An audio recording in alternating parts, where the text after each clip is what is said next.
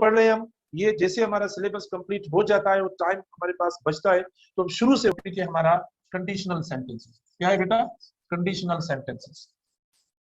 आज जो हम मतलब पढ़ेंगे ये हमारा टॉपिक है कंडीशनल सेंटेंसेस। बहुत आसान है, ठीक है, बहुत इजी है, इसको हम जल्दी से पिकअप कर लेंगे और इतना कोई इसके अंदर बड़ा प्रॉब्लम नहीं है कि ये हम ना कर सके या पढ़ ना सके, बिल्कुल आसान है। अगर आप थोड़ी सी भी तवज्जो या थोड़ा सा भी ध्यान देंगे, अटेंशन देंगे, तो आप आराम से जो है वो ये कंडीशनल सेंटेंसेस सीख सकते हो, उसमें कोई इशू नहीं है। हम जिस पैटर्न से पढ़ते हैं वही सेम पैटर्न के सेंटेंस पढ़ेंगे, आप एरर्स बताएंगे, आपको मिस्टेक्स बताएंगे और फिर किस तरीके से सेंटेंस को करेक्ट कर सकते हैं वो हम सब कुछ जो कर लेंगे।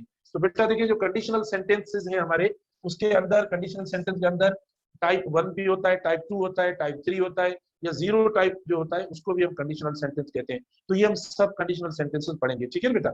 यानी टाइप 1 होता है, टाइप 2 होता है, टाइप 3 और जीरो टाइप कंडीशनल सेंटेंस होता है। तो ये मतलब चार जो है वो कंडीशनल सेंटेंस होते हैं। इसके अंदर देखो, यानी मतलब ये जो कंपोजिशन होती है, फॉर्मेशन जो होती है या जो हम स्ट्रक्चर बनाते हैं, देखो जैसे हमने टेंसेस की स्ट्रक्चर बनाई, इसी तरीके से कंडीशनल सेंटेंसेस की भी बेटा एक फॉर्मेशन या स्ट्रक्चर या कंडीशन होती है। वो मतलब इस तरीके से होती है कि इसके अंदर एक होता है इफ क्लॉज, ठीक है बेटा। एक एक क्या होता है? इफ क्लॉज होता है। यानी इफ क्लॉज के अंदर क्या होती है?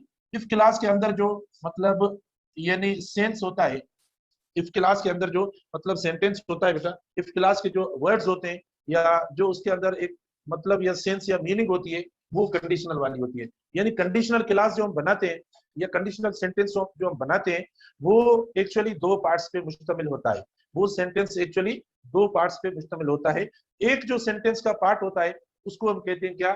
यानी इफ क्लास कहते हैं। और इफ क्लास में क्या होता है? इफ क्लास के अंदर कंडीशन होती है, ठीक है। इफ क्लास के अंदर कंडीशन दी हुई होती है कि अगर आप ऐसा करेंगे, अगर आप मेहनत करेंगे, ठीक है, अगर आप सो रहे होंगे, अगर आप मायूस होंगे, मतलब ये कंडीशन है कि ऐसा होगा, तो मतलब उसका नतीजा या रिजल्ट क्या। अच्छा, ये फर्स्ट होता है। और सेकंड जो होगा यानी इसी सेंटेंस का मतलब वो होगा, यानी जैसे मेन क्लास आप बोले, एक इफ क्लास होता है और दूसरा क्या होता है? यानी मेन क्लास होता है। बेटा मेन क्लास के अंदर क्या होता है? जैसे इफ क्लास के अंदर रिजल्ट होता है, इफ क्लास के अंदर जो मतलब होता है, मीनिंग जो होती है वो रिजल्ट की होती है। इसी तरीके से मेन क्लास के अंदर जो मतलब सॉरी इफ क्लास के अंदर कंडीशन शो होता है और मेन क्लास के अंदर हम रिजल्ट शो करते हैं।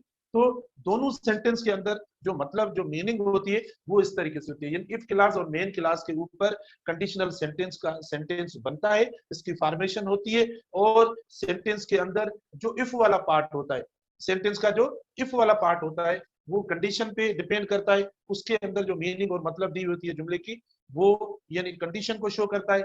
और जो सेकंड पार्ट है सेंटेंस का, जिसको मेन क्लास कहते हैं, वो कंडीशन की रिजल्ट बताता है कि अगर ऐसी कंडीशन होती है, ठीक है, यानी इफ के अंदर ऐसी कंडीशन होगी तो उसका नतीजा, उसकी रिजल्ट इस तरीके से हो सकती है, ठीक है बेटा। तो ये जो मतलब हम सेंटेंस बनाएंगे, ये आपके यानी टाइप 1 का भी हो सकता है, टाइप 2 का भी हो सकता है, टाइप 3 का भी हो सकता है। इसके अंदर मुख्तलिफ वर्ड्स इस्तेमाल होते हैं। यानी कंडीशनल कंजंक्शंस जो इनकी मतलब बनावट होती है, उनमें आप देखिए हम कंडीशनल कंजंक्शंस भी इस्तेमाल करते हैं, तब यानी ये कंडीशनल सेंटेंस बनते हैं। क्या? कंडीशनल कंजंक्शंस भी हम इस्तेमाल करते हैं। अब कंडीशनल कंजंक्शन जैसे आपने इफ इस्तेमाल किया, आप इस्तेमाल करेंगे बेटा क्या? इफ इस्तेमाल कर सकते हैं। यानी अनलेस भी आप इस्तेमाल कर सकते हो। अब मैं इधर बता दूं आपको कि भाई अनलेस और इफ में क्या फर्क है। बेटा इफ मतलब पॉजिटिव के तौर पर इस्तेमाल होता है। इफ मतलब ऐसा कंजंक्शन है जो पॉजिटिव या अफर्मेटिव मीनिंग देता है। मीनिंग जो होगी ना इफ की, वो पॉजिटिव और अफर्मेटिव वाली होती है। जबकि अनलेस का जो मतलब होता है, यानी अनलेस का जो मतलब होता है, मैं इधर ब्रैकेट में बता दूं, आप समझ लेना, ये इफ का मतलब नहीं है, ये सिर्फ अनलेस का मतलब है। तो अनलेस का जो मतलब होता है, अनलेस का मतलब है इफ नॉट, यानी ये खुद नेगेटिव की मीनिंग देता है। यानी इफ वाला अगर सेंटेंस बनाएंगे तो उसके अंदर आप इस्तेमाल करेंगे इफ ही डजंट या इफ ही डिडंट, ठीक है, इस तरीके से, या इफ ही इजंट, ऐसा कोई एक्सप्रेशन इस्तेमाल करेंगे इफ वाले के साथ, अगर इफ का नेगेटिव करना चाहते हो। लेकिन अनलेस का कोई सेंटेंस आप नेगेटिव करना चाहते हो तो अनलेस के अंदर नेगेटिव वर्ड इस्तेमाल नहीं करेंगे। यानी जिस जगह अनलेस का यूज होता है सेंटेंस के अंदर, वहां आप अनलेस के साथ नॉट इस्तेमाल नहीं करोगे। मैं एग्जांपल्स दूंगा, क्योंकि अनलेस खुद जो है वो नेगेटिव है। और आपको पता है यानी इंग्लिश सेंटेंसेस के अंदर हम रिपीटेशन नहीं करते, यानी डबल नेगेटिव्स जो है वो इस्तेमाल नहीं करेंगे। तो आप ये नहीं बोलेंगे अनलेस ही डजंट या अनलेस ही डिडंट, ये आप नहीं बोलेंगे, क्योंकि अनलेस का मतलब ही क्या है? अनलेस का मतलब है नॉट, तो वो पहले अनलेस के मतलब में आ जाता है, तो हम दोबारा उसको वापस रिपीट नहीं करेंगे, मैं अलग समझाऊंगा सेंटेंस देकर, आप भी थोड़ा अटेंशन दें, आप भी थोड़ा प्रॉपरली प्लीज कंसंट्रेशन से पढ़ें। ये बहुत आसान सब्जेक्ट है, आपको कैश मार्क्स से सब्जेक्ट मिल रही है बगैर किसी चीज को पढ़े हुए या बगैर जो वो अपना सर खपाने के, मतलब आप आराम से इन चीजों को पिकअप करके बोर्ड पे मैं कहता हूँ अलग टाइम ना दे, जिससे मैं बोर्ड पे आपको पढ़ा रहा हूँ और स्क्रीनशॉट आपके पास आ जाता है, आप उस पर तवज्जो दे तो आपकी आराम से प्रिपरेशन हो जाएगी, कोई प्रॉब्लम नहीं है। देखो इतना आसानी से आपकी प्रिपरेशन हो रही है, अलग टाइम अलग जो हेडेक लेना वगैरह कोई जरूरत नहीं है। लेकिन कुछ बच्चे ध्यान नहीं देते, फिर मैसेज करते हैं, फिर बोलते हैं सर इधर क्या होगा, तो बेटा आप देखो इसमें कौन सा प्रॉब्लम है, आपको बता रहा हूँ, ठीक है, कोई भी ऐसा प्रॉब्लम तो नहीं है, इतना आराम से हम पढ़ रहे हैं। अच्छा, तो मैं ये बात कर रहा था, जैसे अनलेस आप इस्तेमाल कर सकते हैं, या कंजंक्शंस में और देखें प्रोवाइडेड, प्रोवाइडेड वर्ड इस्तेमाल करेंगे, जैसे प्रोवाइडेड का मतलब इधर कंजंक्शन के तौर पर इफ का होता है, यानी प्रोवाइडेड का मतलब क्या है, इफ का मतलब प्रोवाइडेड दैट भी इस्तेमाल करते हैं, प्रोवाइडेड दैट भी इस्तेमाल करते हैं बेटा, या इन केस जो वो वर्ड इस्तेमाल करते हैं ये भी आप कंडीशनल सेंटेंसेस में इस्तेमाल करते हैं। तो ऐसे अल्फाज जो होते हैं, या हम वेन भी जो है वो इस्तेमाल कर लेते हैं, देखो कंडीशनल के तौर पर, हालांकि ये टाइम कंजंक्शन, ये वेन जो है वो टाइम कंजंक्शन है, लेकिन हम कंडीशनल में भी इसको इस्तेमाल कर सकते हैं। तो देखो मैंने आपको सबसे पहले ऊपर क्या बताया, यानी फॉर्मेशन, फॉर्मेशन कैसे बनती है कि इसके दो क्लासेस होते हैं, दो क्लासेस कौन से होते हैं, यानी एक को हम क्या कहते हैं, एक को हम कहते हैं इफ क्लास, और सेकंड को हम क्या बोलते हैं, सेकंड को हम बोलते हैं मेन क्लास। इफ क्लास में क्या होता है, कौन सा मतलब होता है, कौन सी बात कही हुई होती है, इफ क्लास के अंदर जो बात कही हुई होती है वो कंडीशन वाली होती है। कंडीशन क्या होती है, मतलब अगर कंडीशन एक होती है इस तरीके से कि अगर आप यानी मेहनत करोगे, ठीक है, या अगर आप जल्दी उठोगे तो ऐसी कंडीशन होगी, अगर ऐसी कंडीशन होती है तो फिर उसका नतीजा क्या निकलेगा, फिर जैसी कंडीशन होगी वैसा नतीजा निकलेगा।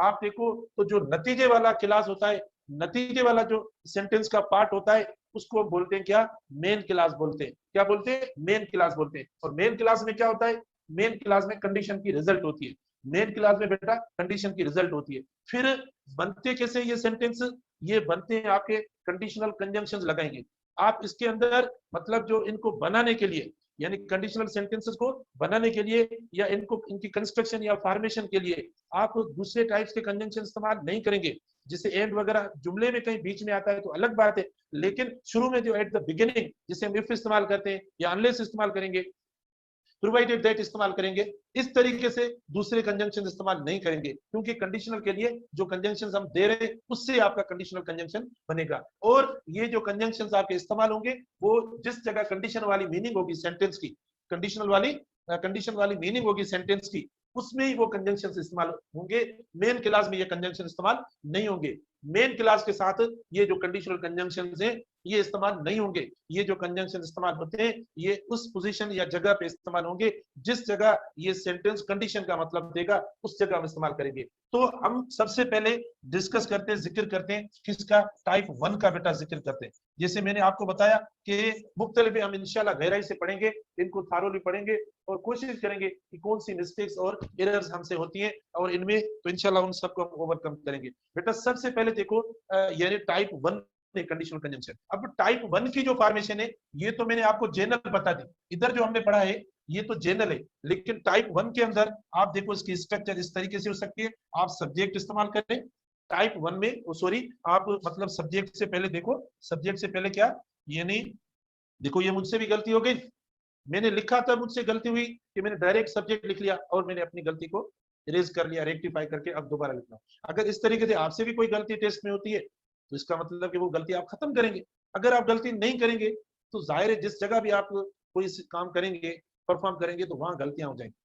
तो टेस्ट का मतलब यही होता है कि उस जो गलतियां उस जगह पर हम करें उनसे पहले हम गलतियां कर लें, कि इतनी बार कर लें, इतनी गलतियां कर लें, इतनी कर लें, इतनी कर लें, कोई हमारी गलती बचे भी ना, बस ये टेस्ट का मतलब होता है। पहले इतनी गलतियां कर रहे हैं कि जब टेस्ट जाके दें तब कोई गलती बचे भी ना, तो इससे पहले भले हम गलतियां करें, ये होता है टेस्ट का मकसद, ये असेसमेंट होती है, ये इवेल्युएशन होती है इंसान की। इसीलिए अगर कोई गलतियां हो रही हैं तो इसका मतलब ये नहीं है कि बस अब हम नाकाम हो चुके हैं, अब हम फेल हो चुके हैं, ठीक है, ऐसा बिल्कुल नहीं होता।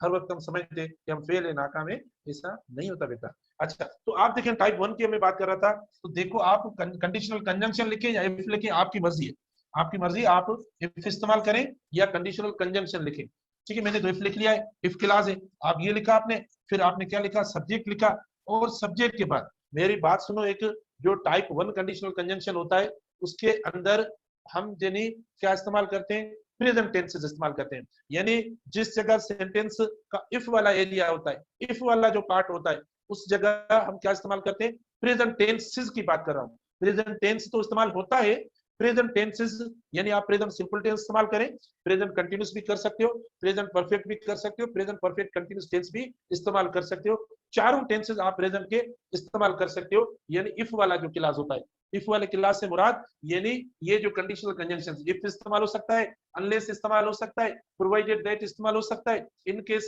इस्तेमाल हो सकता है, व्हेन इस्तेमाल हो सकता है, आप ऐसे इस्तेमाल कर सकते हैं। तो आप यानी प्लस क्या है बेटा, आप प्रेजेंट टेंसेस में लिख रहा हूं, यानी प्रेजेंट टेंसेस मतलब आप चारों टेंसेस इस्तेमाल कर सकते हो। ये देखो आपका इफ वाला हुआ सेंटेंस, या ये आपका कंडीशनल कंजंक्शन वाला सेंटेंस हुआ, इफ लिखो या कंडीशनल कंजंक्शन, ये हुआ कंडीशनल सेंटेंस, ये हुआ आपका कंडीशनल पार्ट। इसमें दिया हुआ है क्या, इसमें कंडीशन दी हुई है, इसमें कंडीशन दी हुई है। हम आते हैं आपको बताते हैं कि किस तरीके से कंडीशन दी हुई है। और फिर जो सेकंड पार्ट आपका सेंटेंस का होता है, आप सब्जेक्ट इस्तेमाल करेंगे जिसको हम रिजल्ट क्लास कहते हैं।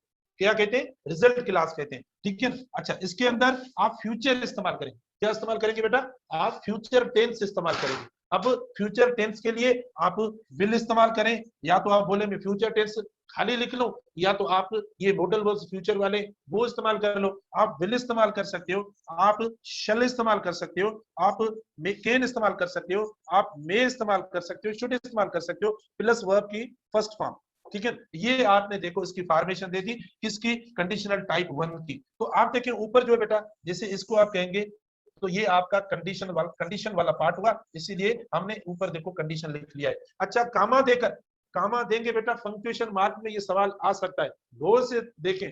जिस जिस जगह यानी पंक्चुएशन मार्क्स रिक्वायर्ड होती है उस जगह हमें वो पंक्चुएशन मार्क लगानी पड़ेगी, ठीक है। तो देखो अगर ये सेंटेंस रिप्लेस भी हो सकता है, प्लीज आप सुनते जाए। आप देखो अगर हमारा कंडीशनल कंजंक्शन इधर इस्तेमाल होता है तो सेंटेंस के बीच में इधर देखो कुछ भी नहीं है, तो दोनों सेंटेंस को ज्वाइन करने के लिए हम कामा इस्तेमाल करते हैं। कामा का एक मतलब होता है, या पंक्चुएशन मार्क्स जो होती है वो भी अल्फाजों की तरह ये डिस्कोर्स मार्क्स होती है, ये यानी ज्वाइनिंग मतलब वर्ड्स के तौर पर इस्तेमाल होती है। तो अगर इधर कंजंक्शन नहीं है तो आप कामा इस्तेमाल करके दोनों सेंटेंस को इस तरीके से कनेक्ट करेंगे। अगर ये इफ इधर आ जाता है मतलब ये पूरा सेंटेंस हम इधर लिखेंगे और ये सेंटेंस इधर लिखेंगे, ये आप रिप्लेसमेंट भी कर सकते हो।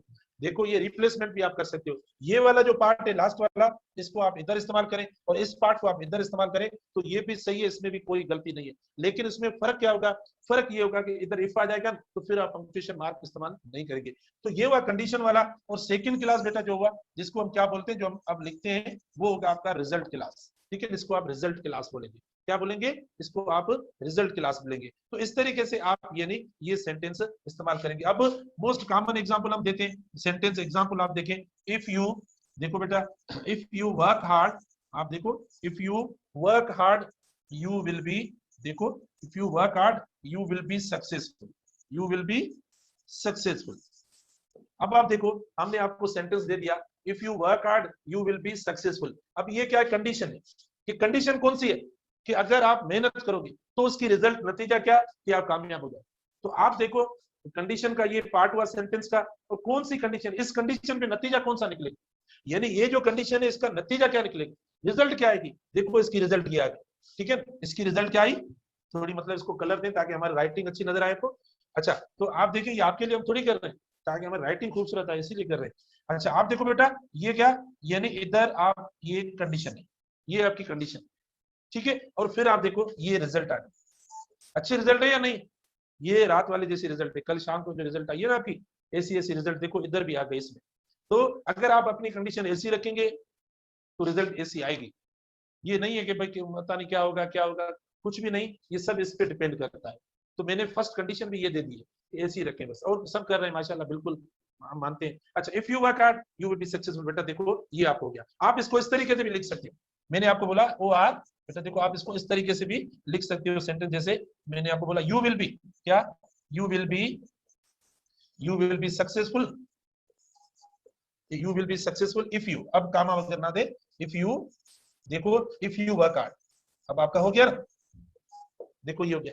You will be successful if you work hard. बेटा इसको इस तरीके से भी लिख सकते, दोनों मतलब एक जैसे, कोई फर्क नहीं पड़ता। इधर देखो हमने कोई कामा और पंक्चुएशन मार्क नहीं दी, तो इस तरीके से टाइप 1 का ये बनेगा। अब आप इधर प्रेजेंट कंटीन्यूअस टेंस लिखे, प्रेजेंट परफेक्ट टेंस लिखें, या जो है वो आप प्रेजेंट परफेक्ट कंटीन्यूअस लिखें, जो भी लिखे इधर आप फ्यूचर वगैरह, ये टाइप 1 में होता है। अच्छा अब एरर कौन सी होगी, आप बोलेंगे सर ये तो होगा, लेकिन अब एरर भी मैं आपको बता दूं। देखो एरर हम अगले पेज पे आपको बताते हैं, यानी एरर कौन सी होगी। देखो एरर ये होती है कि जो इफ क्लास होता है ना, इफ क्लास होता है बेटा, इफ क्लास के अंदर हम मिस्टेक्स जो है वो अवॉइड करते हैं। मिस्टेक्स अवॉइड करते हैं मतलब यानी जो विल शेल या जो फ्यूचर वाले वर्ड्स होते हैं, खास तौर पर विल होता है, शेल होता है या वुड होता है, बेटा वो अवॉइड करते हैं। अवॉइड यूजिंग, क्या अवॉइड यूजिंग मतलब मिस्टेक के अंदर देखो हम इस्तेमाल करते हैं, ये लिख लें अवॉइड यूजिंग, ये मोस्टली बेटा अवॉइड करें। अवॉइड यूजिंग विल शेल या वुड, या ऐसे जो मॉडल्स होते हैं, ऐसे जो मॉडल्स होते हैं, ओके, ये आप अवॉइड करें। Avoid using will shall would in, देखो इन इफ क्लॉज, जो इफ क्लॉज होता है बेटा उसके अंदर आप ये इस्तेमाल ना करें। कौन से, विल शेल वुड, क्योंकि उनमें हम कौन से इस्तेमाल करते हैं, या दूसरे मॉडल भी जो एक बेसिक स्ट्रक्चर है जो एग्जाम में आता है, ठीक है बेटा, जो एंट्री टेस्ट के एग्जाम में आता है उससे के हवाले से मैं बात कर रहा हूँ, जो कि बहुत फॉर्मल स्ट्रक्चर है, ठीक है, उसमें आप ये वर्ब्स जो वो अवॉइड करें। अब देखो मैं एक मिस्टेक कर रहा हूँ, मैं एक सेंटेंस लिख रहा हूँ, आप खुद बोलेंगे सर आपने गलती की। फॉर एग्जांपल आप देखें, इफ यू विल, ठीक है, if you will wake up early you will attend, ठीक है बेटा, देखें you will attend the class, attend the class on time. देखो टाइप 1 का हम पढ़ रहे हैं, हम टाइप 1 पढ़ रहे हैं। If you will wake up early you will attend the class on time, ठीक है। अब आप देखो, आप मुझे बताओ कौन सी एरर है, ये आपका ए हुआ, ये आपका बी ऑप्शन हुआ, इसको वेकअप को भी कर ले। ये विल अटेंड, इधर देखो कुछ स्टूडेंट को प्रॉब्लम हो रहा होगा, और इधर देखो ये डी हुआ आपका, और इधर देखो मैं आपको एक और ऑप्शन दे देता हूँ, यानी नो एरर का ई, ठीक है बेटा। देखो सेंटेंस आपके सामने, if you will wake up early you will attend the class on time. तो अब देखो इसमें एक एरर है, और वो कौन सी एरर है, देखो इसके अंदर जो एरर अब आ रही है ये एरर है। कई स्टूडेंट ये समझ रहे होंगे कि हमें जो है वो ये मॉडल वर्ब्स या विल शेल वाले जो मॉडल वर्ब्स हैं हमें ये किसी जगह पर भी इस्तेमाल नहीं करने। आप बेटा सेकंड सेंटेंस में इस्तेमाल कर सकते हो, जो हमने सेकंड इस्तेमाल किया है ना, इधर देखो इफ नहीं है, इधर देखो कंजंक्शन नहीं है, ठीक है, तो आप इस्तेमाल कर सकते हो। तो ये आपका दुरुस्त हो सकता है, आप इस्तेमाल कर सकते हो, ठीक है। मैं एक और सेंटेंस आपको देता हूँ, अच्छा एक और सेंटेंस आपको देता हूँ, आप प्लीज उसको भी कर ले। when, देखो when you will ask us will reply to you। देखो बेटा अब when you will ask us will reply to you, अब बताएं इसमें कौन सी एरर है, ठीक है। बिल्कुल आसान है, इसमें कोई इश्यू नहीं है। देखो मैंने आपको पहले भी कहा है कि ये बहुत आसान है, यानी जो कंडीशनल सेंटेंसेस हैं ये बहुत आसान है, इसमें कोई भी प्रॉब्लम नहीं है बेटा। अब देखो ये लास्ट आ गया, तो सेंटेंस देखें, when you will ask us we will reply to you, बताएं इसमें कौन सी एरर है। देखो मैंने आपको जब मैं टेंसेस पढ़ा रहा था ना, तब भी मैंने आपको ये कंडीशनल की थोड़ी थोड़ी चीजें बता दी थी, और उसमें मैंने आपको ये बताया था वाज़ेह तौर पर कि अगर टाइम कंजंक्शन और कंडीशनल कंजंक्शन जिस जगह भी इस्तेमाल होंगे ना, उस जगह पर आप ये फ्यूचर वाले वर्ड्स इस्तेमाल नहीं करेंगे, जो हेल्पिंग वर्ड्स फ्यूचर वाले ये आप इस्तेमाल नहीं करेंगे। तो ये भी टाइम का तौर पर कंजंक्शन एज सून एज होता है, ठीक है ना, या टिल होता है, अनटिल होता है, बिफोर आफ्टर वाले ऐसे वर्ड्स मैंने आपको टेंसेस में भी बताए हैं, आपने अगर सुना होगा तो आप देखें इधर जो मिस्टेक हो रही है हमारी, कौन सी मिस्टेक हो रही है, ये बेटा मिस्टेक हो रही है, क्योंकि हमने इसके साथ क्या इस्तेमाल किया, विल लास्ट इस्तेमाल किया, विल यानी फ्यूचर का यूज किया। इधर भी देखो इसके साथ फ्यूचर का यूज है, इसीलिए गलत हो रहा है, इसीलिए गलत हो रहा है, ठीक है। एक ये हुआ। उसके बाद देखिए मैं अनलेस की बात कर रहा था, इसकी बेटा अनलेस की। अब अनलेस के साथ क्या मसला होता है, अनलेस के साथ नेगेटिव नहीं, जैसे आप इफ के साथ इस्तेमाल कर सकते हो ना, तो अनलेस के साथ आप इस्तेमाल नहीं करेंगे, क्या नॉट इस्तेमाल नहीं करेंगे। अब देखो अनलेस ही, ठीक है, अनलेस ही डजंट, ठीक है बेटा, देखो unless he doesn't work hard, देखो sorry, unless he doesn't work hard, unless he doesn't work hard he won't succeed। अब देखो ये आया, अब इसमें देखो कौन सी एरर हो रही है, तो हम एरर्स देख रहे हैं, ठीक है। unless he doesn't work hard he won't succeed, ठीक है बेटा। अब देखो इसको ये ए करते हैं, क्योंकि अगर इधर में यानी अंडरलाइन करता हूं तो आप बोलेंगे सर इफ हो सकता है, अगर इफ लिखेंगे इधर अनलेस की जगह पर तो सही हो जाएगा, तो फिर दो ऑप्शंस हो जाएंगे, तो आप देखो ये आपका बी ऑप्शन हुआ, राइट। अच्छा, उसके बाद आप देखें, यानी इसको हम सी ऑप्शन करते हैं, और वोंट सक्सीड इसको हम डी ऑप्शन करते हैं, और ये आपका यानी नो एरर का ऑप्शन होगा। ठीक है बेटा, अब बताएं इसमें कौन सी एरर है। जो मैं आपको बता रहा था ना कि अगर हम अनलेस इस्तेमाल करेंगे तो आप अपने जुमले को पॉजिटिव के तौर पर रखेंगे, नेगेटिव नहीं करेंगे, क्योंकि अनलेस खुद का मतलब क्या है, यानी अनलेस का मतलब है बेटा इफ नॉट। इफ नॉट ये खुद मीनिंग जो देता है ना, सेंस जो देता है, ये नेगेटिव का देता है। जब ये नेगेटिव का सेंस देता है तो आप देखें, हमें डबल नेगेटिव हम करेंगे तो हमारा गलत हो जाएगा, डबल नेगेटिव करेंगे तो क्या हो जाएगा, यानी वो गलत हो जाएगा। तो इधर आप देखो बी में आपकी एरर हो रही है, यानी अनलेस ही डजंट या does not work hard he won't succeed, तो ये गलत हो जाएगा। करेक्ट कैसे होगा बेटा, करेक्ट देखो, इसको हम करेक्ट भी कर लेते हैं, ठीक है। अनलेस ही, देखो he work hard, unless he work hard he, मुझे पता है आप कुछ लिख रहे हो, महसूस कर रहे होंगे, जो शागिर्द ध्यान दे रहे हैं वो महसूस कर रहे हैं। क्या सही है या अभी भी गलत है बेटा, क्या सही है या गलत है, देखो जल्दी बताओ। Unless he work hard he won't succeed, ये दुरुस्त है या अभी भी मिस्टेक है इसके अंदर, शाबाश शाबाश, राइट और रॉन्ग। बेटा ये बिल्कुल आप सही कह रहे हो कि ये सेंटेंस जो है वो गलत है, और इधर एरर हो रही है। कहाँ, ये देखो इधर आप क्या इस्तेमाल करेंगे, वर्ब्स, एस लगाएंगे तब ये दुरुस्त होगा, क्योंकि ही के साथ होता है। ठीक है, तो आज इतना काफी है, इंशाल्लाह मजीद जो है वो कल डिस्कस करेंगे इसके बारे में, राइट। Thank you.